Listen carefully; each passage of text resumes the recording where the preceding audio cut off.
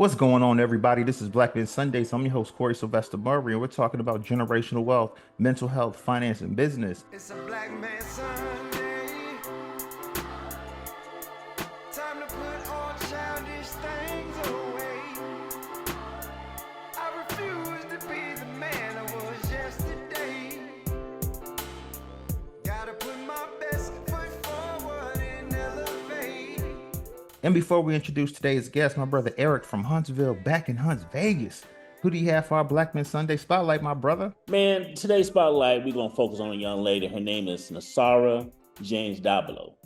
Now, Nasara is a 13-year-old girl from Nigeria who caught attention with her incredible feat. She solved 34 math problems in just 172 seconds, winning a gold medal in the junior category. Now, Nasara, who's a student in Ideal College International in Kaduna, she went against 150 other competitors worldwide, securing a total score of 145. Now, along with this gold medal, Nasara earned the Olympiad champion title in prestigious competition that gathers participants from over 100 countries. Now, shortly after her IMO victory, Nasara took the IQ test and aced it under strict supervision. Her IQ score was 150, puts her in the top 1% globally among the Messina applicants. What's more, Nasara recently bagged an award for memorizing a whopping 673 binary numbers in less than 9 minutes at the Memory Championship by Mind Sports Olympiad. That's my spotlight for today. Mrs. Nasara James Dablo, back to you, Corey. Oh, that's what I'm talking about, man. That's a spotlight right there, my brother, man. Thank you. Thank you. Yes, sir. All right, let's go on and introduce today's guest, man. We talking to Dr. Herbert Harris. This brother is Black Men Sunday. He's an alum. This brother's been on the show 3 years ago. This brother just came on the show November, December when we were doing our debate. This brother is legit. This brother's a Columbia University grad. I would say of every Black Men Sundays guest that's ever been on the show, I listen to him 3 times a week, every week. I get up, let my dogs out, and I'm going to my Instagram, Dr. Herbert Harris, Monday, Wednesday, Fridays. Let me tell you, man. But let's run down some of this brother's accolades before I introduce him, man. This brother's a Columbia University grad, retired attorney. This brother also worked at Time Magazine. And this brother's also known, and the way I met him, he's known as the author of the 12 Universal Laws of Success. And I have the Super Achiever edition, so I think I'm doing all right. So without further ado, Dr. Herbert Harris, man, welcome back to Black Men Sundays, brother. How you doing? Corey, it's always a pleasure to be back, man. I tell you, I love what you're doing and the message you bring and that vibration that you send out to say, "Hey, young brothers, pay attention. There's something going on in the world and you need to be aware." So, thank you for being a keeper of the light. Oh, definitely, man. And I just want to thank you for all the morning inspirations. Some days are better than others. Some days I wake up, I'm feeling like $1 million, man. Let the dogs out. I might be doing my two-step out the door. Then other days I'm dragging, man. I don't feel like it today. Then other days I'm kind of like, I'm okay, but then I get the inspiration from you. And then, sometimes you're on the beach, sometimes you at the house, sometimes you out of town. And I'm like, man, I'm just getting up. This brother's already fully dressed. You know what I'm saying? So let's jump right in, man, because one thing that I love about you is you're very inspirational. And I just hear a lot of brothers saying, man, you know what? It's May, it's almost June.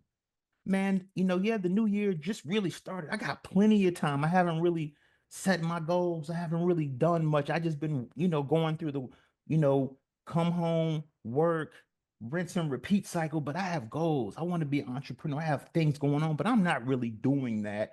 But I have plenty of time because there's still a lot more time in this year. Let's talk about that. Well, Corey, it's interesting you start with that. I'm co-minister of the Unity Church here in Wilmington. And I always open my lessons and my sermons with I have a date method. And what I do is I calculate where we are in the year. So to say today is May 30th or May 18th, whatever day it is, that's fine. But what I'll say is something like, well, today is the third Sunday of the fifth month. And that means that we have less than 7 months left in the year. And I like to do that because it gives you perspective. If you've been sliding and gliding, coasting and boasting, instead of being at work on your goals and on your plan, then you look up, you say, well, wait a minute, 5.5 months are gone, and I have not accomplished the goals, especially when you have benchmarks. You know, if you were going to save $4,800 a year, say, well, my goal is to buy a house in 2 years. Well, great. What do you need? I need about $10,000 down payment. I get my credit together and make sure that my income will support a mortgage. Okay. So now, how are you going to get 10 grand? Well, if I save $100 a week for 2 years, I actually got $10,000. And so, if I have been following that plan, then I'm good. Then that means if this is the second month of the fifth month, well, 5 months have gone by. That's roughly 5 times 400. That's about $2,000, and then another. So I should have around $2,300 in my stash. But if I look up at the fact that it's the third Sunday of the fifth month, and I only have 1,000, I'm behind. Now I know that I have 7 months later left to make it happen. So I love that date analogy. It's always important to know where you are on the schedule of your goal setting activities. Whatever your goals you set for this year, then measure where you are at each step along the way. The GPS will tell you, oh, you're 20 miles away, you're 40 miles away. If you don't have that success GPS for your activities, you'll look up one day and 12 months are gone and you're still standing in the gate. I got you. Well, I'm saying, man, I might be living paycheck to paycheck. I don't really have no money to put aside, man. I'm broke. Well, broke is a word that I really dislike because broke is a state of mind. And as long as when you say I am broke, you create a broke vibration. And the law of vibration says you attract what you feel. So if you're broke and you feel broke, you're going to attract more brokenness. I like to look at the concept, I am temporarily between funds. Okay? So this way, I may not have the money in my bank account, but I know in my spirit that the money's on the way. And I know it's on the way because I've been doing the activities necessary to make it come. I've been making my calls. I've been making my appointments. I've been studying. I've been showing up in whatever way I have to show up to make it happen. Well, great information, man. And we've spoken to you a few times. So what's new in 2025 for you, brother? Well, this year is graduation. And one of the things I've been finding, I get more calls from people who say, Herb, I love your book, Doc. Your book is the only one. My son and my daughter's in the 11th grade. They're getting ready to graduate. Your book is the only one that they'll read. I bought them Napoleon Hill. I bought them The Magic of Thinking Big. I bought them all these books, but yours is the only one that they will read. And so the 12 Universal Laws of Success was written for a person to be able to access just what they need to know without going through the whole book. You can go to that chapter on focus. It's a standalone chapter. And so this year, we've been really promoting what I call the perfect gift to say, hey, when we look at the climate in which we're living right now in the country and in the world, that our young people are the next generation of leadership. And if we as current leaders don't set them up with the proper tools, they're going to be out there on the battlefield unprepared. And so that's what this month of May and June, we've been actually we started in the middle of April. We've been actually focusing on getting the 12 universal laws out there into the hands of people. We call it the perfect gift, and letting them plug in not only with the book, to plug in with some of our other online stuff going on, and saying, hey, this is, if there's one gift you can give somebody to change their life, this is it. So that's been our focus. We even set up a website, and it's called theperfectgift.me. You can't beat that. Theperfectgift.me, and people can order autographed copies of the book.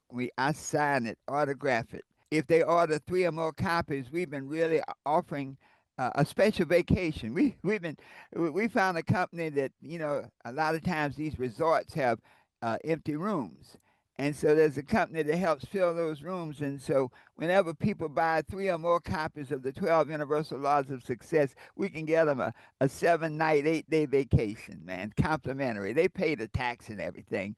But wow, the whole stay is on the house. So that's been our focus now. Sometimes you have to dangle a carrot out there for people to see it. But over these next really 4 to 6 weeks, I'd love all of us adults, all of us who know young people, even if it may not be a family member, say, hey, let me put something in your hands as a graduate from high school, from trade school, as a graduate to the next level of your life. Let me put something in your hands that can change your life.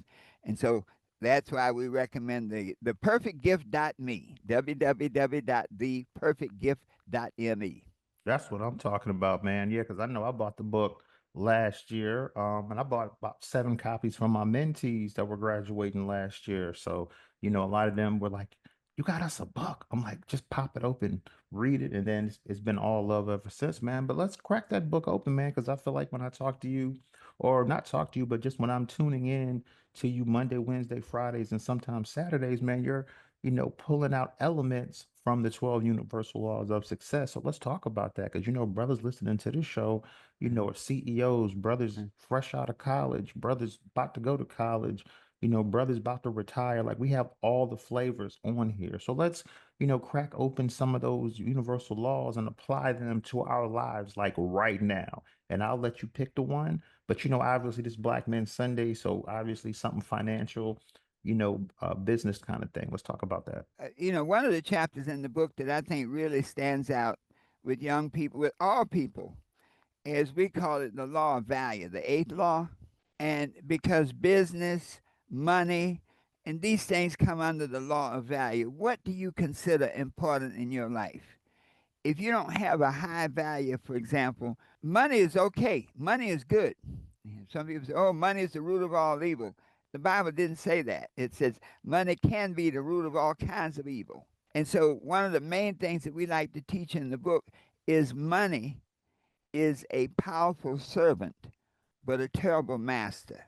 And so we want to work with people to say, hey, money is a tool that you can use to free up your time.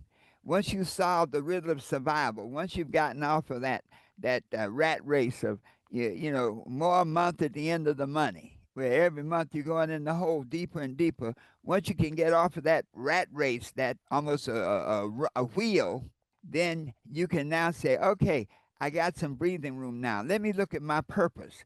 God did not put me here to be struggling this way. And so what can I do to align myself with the purpose of my creation? And so that's that mindset that money, material possessions are tools, but they are not to be worshiped and not to rule you. I've seen people be a slave to name brands. Oh, I can't put my child in nothing unless it has a name brand on it. This kid is 5 months old. He can't read, okay? But people put that type of emphasis on a material idea, a name brand. So for our young people now, for everybody listening to the program, it's time now, number one, to develop a right relationship with money, to look at it as a powerful tool that can bring you freedom, that can give you help you change the lives of other people, that can give you and your family more options. Money is about giving you options. It's not about ruling you. Number two, to realize that your most valuable asset is your time. You see, money can actually be replaced. You can go broke. Some people have been bankrupt 4 or 5 times, but your time cannot be replaced. And so when we start looking at value, entrepreneurship, money, and changing our lives, what we do with our time is even more important than what we do with our money. And so a part of that value system that will help you get where you want to go this year is to ask yourself from moment to moment, what's the best use of my time right now when I consider my goals, my vision, and my purpose, and then act accordingly. I was speaking with a group of young people, and I said, well, what do you do most of the time during the day? And half of the group said, we chill. I said, well, what does that mean? What do you do when you chill? I See, I don't do anything. Maybe I listen to music, you know. I may watch a game, but basically, I'm not doing anything productive for me. I'm not creating an idea to build something. I'm not learning more so I can bring more value to the workplace or more value to my life. I'm not building relationships with other people who can help me along the way. And so be aware of your money, but even more importantly, be aware of your time. Time is a powerful asset. The third thing is to learn how to live by a budget.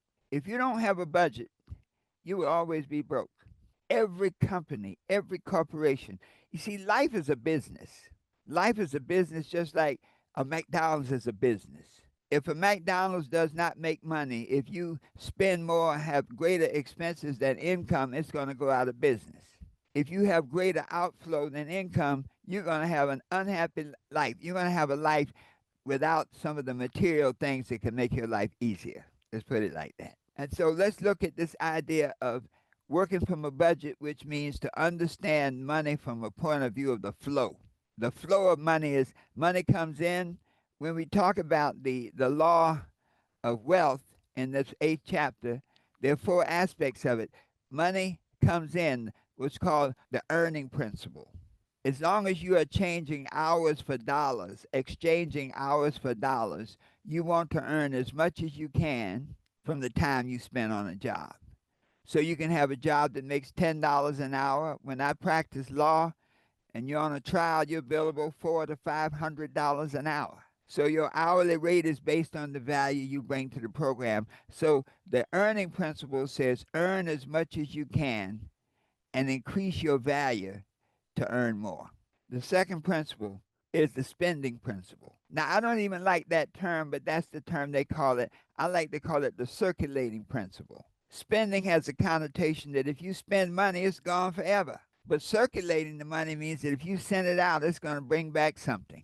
If you invest, you get a return. So you are very, very aware. Like, I don't buy brand new cars anymore. I used to. My ego used to tell me, man, I want a new car that nobody else has driven. And the moment I got that car and drove off the lot, I just lost $15,000. Okay? So my thing now is, hey, I love luxury cars, and what I find is that people who buy luxury cars take pretty good care of them. And so if you get one 2 or 3 years old, you can get a good deal. And so to spend intelligently with the idea of always getting something in return. The third principle is the saving principle. And you said something interesting. I remember I have had friends say, well, Doc, yeah, I hear what you're saying about this budget stuff. And, like when I get some money, I don't have anything to budget. I don't have anything to save. I'm not making enough money to save. That's the reason you need to save. You see, if you're not making any money or enough income to support your lifestyle, to take you from where you are to where you want to be, if you're not setting aside some, you will never get out of that situation. And so the fact that your money is funny means you automatically need to be saving, because it is that saving now that creates a mindset. Corey, it's not just like I say, tithe 10% to you.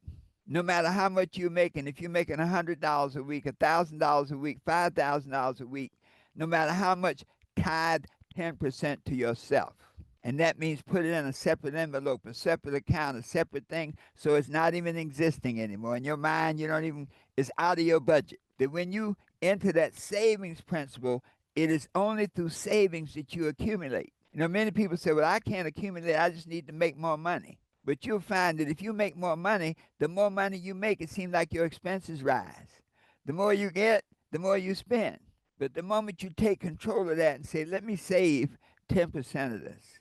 At my age, I need to be saving 20%. I'm going to live to be 160 and then think about what I want to do after that. So you definitely want to get old and run out of money. So set aside 20%. In other words, invest in your future. Anything you save is an investment in your future. Once you have saved a certain amount, then you want to go to the number 4 key, which is the investment key. Investment is where you take your money and let your money make money for you. Now, some people invest in real estate, that's fine. But basically, pure investing is you invest in an asset, and that asset generates money for you. And so the guideline I want to sort of close this cycle with is earn as much as you can by making yourself more valuable. Circulate the proper amount using intelligence so that you always realize that everything you send out is a seed. And so don't waste your seed on frivolous things. Save. Save a portion of what you earn no matter what. Should not be dependent on the amount you earn. It's an absolute decision to save a certain percentage. And then once you have set aside enough money for you and your family to live at least 6 months without a dime coming in, then you consider now investing so that your money can take care of you. So that's my take on the law of value. If there's one, this is something the young people need, because more and more, and not just the young people, all of us need it, because the way the world is right now, there are going to be some serious financial challenges over these next few years. And if you don't master money, money will master you. Back to you, Corey. Oh man, that's what I'm talking about. And before I let my brothers chat with you, I just wanted to talk about something you talk about a lot, man, and that's, fear, And I remember you said it, and I remember I was watching the Michael Jordan documentary, and some reporters was asking him, man, this is a big game coming up. You're not nervous? You're not worried if, what if you miss all the shots? And he says, well, why would I worry about that? I haven't taken a shot yet. I might get out there, be nervous, and make every shot. So let's talk about like the fear, because I feel like a lot of people that I speak with on a regular make great money, great, have great assets, but sometimes when it's time to elevate to the next chapter, you kind of get a little complacent or the fear kicks in. Well, I'm not comfortable doing that. Let's Yeah. talk about that fear, man. Fear, I love the mnemonic, and it says fear is F is false, E, evidence, A, appearing, R, real. And so, number one, fear is not real. Fear is an emotional reaction. Fear is almost like a theft of potential. In the Bible, the book of Job, and Job says, the things I feared have come upon me. And so, in this world, when we fear stuff as a result of lack and limitation, I'm afraid to go for a new job because I might not get it. I'm fearful. Let me stay in this comfortable position I'm in. It's not that bad. Fear of starting a new relationship. Man, I've been hurt so many times. None of these people tell the truth. Fear of stepping out on faith. You look at many times you get that opportunity that comes your way, and that's fear. Fear based on past failures. Fear has a history. fear, fear based on past failures, and then you compound past failure with people around you who remind you of every past failure. you know, you come with a new idea, like, I got an idea. I think this will work. Oh, no, not another idea. I remember the last one. We lost money on that. And so fear is that false vibration, that false emotion. The way that you neutralize fear is to treat fear as a dress rehearsal for success. That if you fear it, fear is like the resistance. Think about this. Don Lovell, one of our associates, did a talk Saturday on the power of lift, and she was saying that a plane gets off the ground because of lift. You look at how many thousands of pounds a plane weighs. You're like, well, how can that plane get off the ground? You have a jet engine pushing it along, but the reason that the plane flies is because it meets resistance from the air. So the air is coming at it, the plane is at a certain angle, and the very air that's resisting causes it to rise. And so when you're fearful, know this, that whatever you fear, if you overcome it, and how do you overcome it? You overcome it through faith. Faith and fear cannot coexist. And so when you have fear, have faith that you can overcome it. You have to have that Goliath moment. When David's facing Goliath, he was scared. Nobody else volunteered. The king said, look, I'll give you all kinds of riches if you go out there and kill Goliath. And everybody in the camp was like, I don't think so, Doc. King, that guy's big and he's got a sword. I'm not going out there. I'm scared to death. But David said, you know what? As big as that guy is, I can't miss. And so David took 5 stones. These stones are understanding, the stones of knowledge, the stones of the stuff that you believe in, your core values. And so when you stick to your core values, you can overcome fear with faith that you can accomplish it. Faith is the substance of things hoped for and the evidence of things not seen. So David was hopeful that he would kill Goliath. Okay. But you didn't see any evidence around it. All the evidence said he's 7 feet tall, he's got a big sword, he's mean, he's ugly. Man, and you're going up against him, a shepherd boy with no tools, no sword. Even when the king said, "Here, take my sword, take my armor," David said, "Well, no, that stuff doesn't fit me. Let me go with what I know." So fear is a natural emotion, but the key is to not be overcome by fear, to use fear as a motivator to make you rise. That's what I'm talking about. I'm gonna leave it right there right now. I'm gonna let my brothers chat with you because I got about a few more questions. All right, fellas, stage is open. Talking with Dr. Herbert Harris out of Wilmington, North Carolina. Oh yeah, this is Kalali out of Calvert, Maryland. First of all, just want Calvert County, sorry, Calvert County, Maryland. Just first of all, just want to say thanks for sharing all of that not wealth of knowledge with us. This very, very thankful that you're able to come and share and are willing to come and share, knowledge with us. Like Corey said, you've been on the show, this about your third time on here. So we definitely happy that you keep coming back and sharing the wealth of knowledge with us. I wanted to ask a question, I got a couple of questions.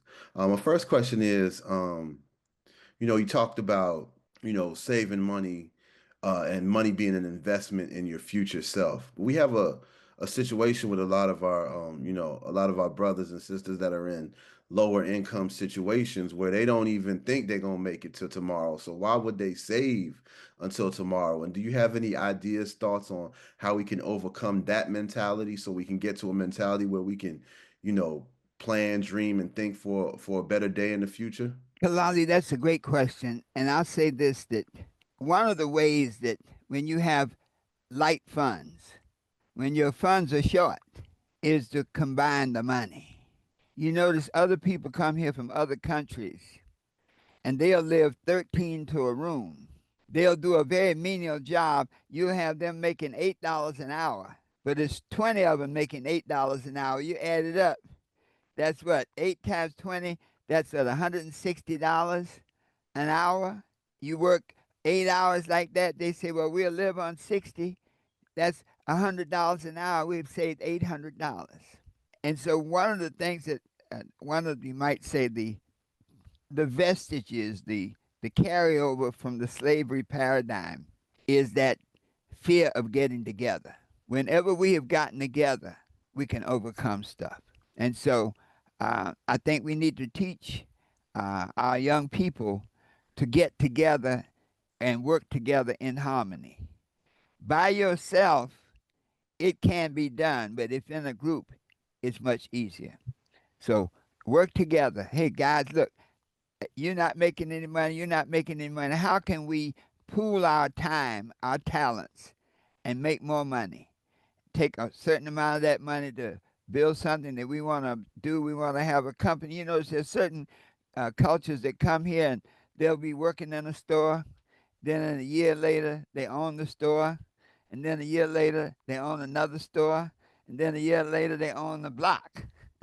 And it's from coming and working together. So for people of color, for African Americans, I think a major part of getting out of that cycle is to work together.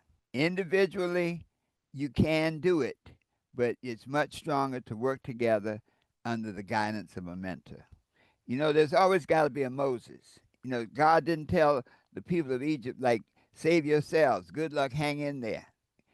He said, get Moses. Somebody has to lead the pack. And so, number one, you young men as enlightened people in your era need to start preaching this. Hey, fellas, let's get together. Let's pool our resources, because then we can leverage that into great things. That's awesome. I think that's an awesome point about collective action, overcoming. Because a lot of times what we get from the system is rugged individual. That's what they call rugged individualism. I can pull myself up by my bootstraps, but really, you know, I haven't seen where too many people have succeeded that they haven't been able to get together. It always reminds me of the hip hop example, right? Wu-Tang Clan, right? Mhm. Nobody thought that 9, 10 brothers could get together, right, and create an empire for themselves and get themselves out of poverty. But they did that by collective action. They did Yeah. that by all going in one direction with one vision and getting out of there. So I think that's a great point about collective action. Yeah. And then no, no, you want to say something? No, but that's just, part of the whole Kwanzaa tradition, Yeah. collective action. Yeah. My other question is, so I'm part of a church as well. I'm down here, like I said, down here in Calvert County, Maryland. I'm at Calvert County Baptist Church, and at my church, I also lead a financial peace class. It's Mhm. called Faith Through Finances. Uh-huh. So we try to teach the congregation and the wider community about how to manage their finances correctly. So for those of us who believe, I just wanted to say that you made an excellent point. Kind of just want to reemphasize that point for people. For those of us who believe, you made an excellent point. That God gives us a purpose in life, right? And our purposes in life is not to pay bills and be in debt, right? In fact, it's the debt that keeps us from achieving our purpose. Because as long as I'm paying attention to that debt, I can't pay attention to whatever the purpose direction God wants me to go in life. Because just like you said, the money is my master. The things that I own are actually owning me. I gotta pay attention to that. And so I was just wondering if you could expound on that point just a little bit more. Yeah, let's do a spiritual treatment. Mm-hmm. That we go back to the book of Genesis and it says God created the heavens and the earth. Okay. So that meant that God had a vision and he spoke that vision. He said, "Let there be light." And there was light. And so this is like what we call the law of manifestation. You speak your world into existence. And in the book of John, it talks about in the beginning was the word. And so that's like thought number one, that the word, what you say about yourself is powerful. And then we go on down to another section of Genesis where it talks about Adam and Eve. And remember, it says that God told Adam, said, if you go into the Garden of Eden and you can eat of all the other fruit and trees, but if you eat of the tree of the knowledge of good and evil, and that's the power of choice. Mm-hmm. He said, if you eat of the tree of the knowledge of good and evil, then you will be as gods. And that means that you have the power now to create your world based on your thoughts. And so when we look at, where we are, our condition, if we are created by God and we are made in the name and nature of God, then God does not create lack and limitation. God does not create suffering and all these things. So where they come from? Well, they come from wrong information, wrong knowledge. George Burns once said that there was a movie called Oh God, and a kid asked George Burns, he said, if you're God, why do you create darkness? Why do you create sickness? Why do you create these negative things? And he said, look, I'm God, but I've never been able to figure how to create an up without a down, how to create light without darkness. And so what we find is we are created in the nature and image of God, but we have the choice and we can choose to let past hurts, past disappointments create a limitation thinking in our minds about what we can't do. We got big dreams, but I don't have any education. We got big dreams, but I don't have any money, but I don't know the right people. And so once we assume that this very basic assumption, and that's the message of the prodigal son. See, each story in the Bible is really about you. So I look at the Bible as a personal story, and everybody in there is some aspect of me. So the prodigal son goes out into the far country and wastes his money, and he's in the pig pen of life. But the prodigal son said something very powerful. He said, in my father's house, even the servants have food enough and more. And so that's saying that no matter what my condition, I may be broke, busted, disgusted, and trusted, but God created me whole, and in the nature of God, then I must be in the wrong situation. How do I get out? This is not me. Mm. I ain't supposed to be here. And then it goes on in the book of Luke, he says, I will arise and go to my Father. In other words, he chooses to negate the negative situation he's in and replace that negative situation with the abundance that his Father has.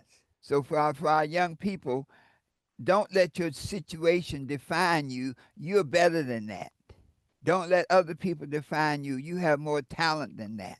But you have to step up. You have to arise and you have to go back to your source. You have to say, I don't deserve this. I deserve good things. I deserve positive things. I deserve a better education. I deserve good health. And use the power of affirmation now to help create that new world. Yeah, that's awesome. That's awesome. Definitely appreciate that. You know, I speak to a lot of brothers all the time that, like I said, live a nice life, but they're like, man, I'm kind of wanting to do something a little different. I want to be an entrepreneur. I'm a little nervous to do it. I kind of want to do it because I hear so many success stories about entrepreneurs, but then I hear so many stories of they're not really making any money. They're spending more than they're making. So, how do I, as a professional that's used to working a 9 to 5, I go do the job. I know the check is in there every 2 weeks or whenever we get paid. But then when you talk to entrepreneurs starting out, they're like, man, I may not get a check for 6 months, so they're saving their money. But for people that are trying to get over that hump where it's like, I want to be an entrepreneur, but I don't know if I can go through without making any money. Let's talk about that a little bit. Well, that's an excellent question, Corey. And the moment you decide to be an entrepreneur, I have a course now that I'm getting ready to, I'm a part of the Great Discovery, and it's an e-learning platform. And I'm getting ready to put a course up that answers that question about should I consider being an entrepreneur? And some of the things that you need to look at is number one, your own mindset. You see, some people have a job mentality. They can't work unless they have definiteness, okay? That know every Friday that money is coming. So to look at your mindset and say, can I create a vision of the way I'd like my life to be as an entrepreneur? And can I hold fast to that vision and make it come true? So once you say that, yes, I can create that vision, I can hold fast. What do I have to do? Then number two is this. The moment you decide to become an entrepreneur, you've gone from the personal to the business. And so everything that a business requires to be successful you're gonna have to do as an entrepreneur. When you say entrepreneur, that means you're in business. So that means you gotta have a budget. That means you got to have some resources. That means you got to have a business plan. And so once you make that decision and say, okay, so I just can't be excited about it and go out and throw some, so many times you see these programs, get rich quick, man, and, you put in some money and do A, B, C, and D. 99% of the times they're not going anywhere. And so once you say, if I'm going to be an entrepreneur, then I need to act just like a business. And so I need to ask, what is my business plan? What are my goals? What do I want to accomplish in this business? What will it take, money-wise, time-wise, expertise-wise? And how will I fund it? How will I make it happen? And so when you approach it from that way, it may say, hey, you should be an entrepreneur, but you can't quit your job today. You can't even quit your job next week or next month. But if you now have this vision in front of you, now you have a budget, you know that to give your business a chance, you need to have a nice $10,000 cushion, for example. So now you have that discipline. See, entrepreneurship requires discipline. You have that discipline to say, okay, I need to take a year to save this $10,000 so that I can then go to the next step with some type of security that I can get to a profit-making situation to take care of me and my family. And so the short answer to that is to be an entrepreneur, you have to think like a business. All the things that businesses do, you have to be able to do them. And so you are not only the business, but you're also the employee. And you have to have that mindset now to think from the business head and lay it out and function that way. Stop hand to mouth. Stop reacting emotionally. Like they often tell you, it's just business. Yeah. So act according to plan. But we need to teach that more because jobs and the security of pensions is becoming a thing of the past. and not for a good reason. You know, they tell you that stuff, like, self-determination, but everybody doesn't necessarily have that discipline. Not that everybody can't get it, but everybody doesn't necessarily have it. And so entrepreneurship is going to be the wave of the future, to be able to now take control of your life, take control of your finances, and handle it in such a way that you can survive and thrive, from a worker mentality to a business mentality. That's what I'm talking about, man. And Dr. Harris, man, you enjoying yourself on Black Men Sundays? I am, man. I listen. Anytime I can get around some sharp, intelligent brothers, that's something I love doing, because that's my job, man. I've been blessed to live a long time and to be in my right mind and still have a little zip in my strut and cut in my stride. And so God has blessed me with that, to be able to be here for you, to be able to say that when you come asking, all you have to do is say, "Hey, Doc, can you do it?" And I'm here. You know, I normally don't do too much. This is about the only program I do on Sundays, as I think back. But I think it's that important. So I salute you, brother, and you keep doing it. I want to, of course, remind your folks about, of course, the perfect gift. That when you start thinking of entrepreneurship, one of those sub companies of Amway bought 25,000 copies of the 12 Universal Laws of Success, because they understood that better people make better entrepreneurs. And so, once again, that perfect gift, www.theperfectgift.me, and you get autographed copies of the book. And when you buy 3 or more copies, we'll give you a complimentary 7-night, 8-day vacation somewhere in an incredible place in the world. You pay the tax on it, etc., but the vacation, the housing is all complimentary. All right, that's what I'm talking about, man. With Dr. Herbert Harris, man. This has been your 3rd time on Black Men Sundays. Thanks for coming on, man. I can't wait for Monday meditation tomorrow. All right, well, I'm looking forward to it, and keep up the good work, folks. It's a Black Man Sunday.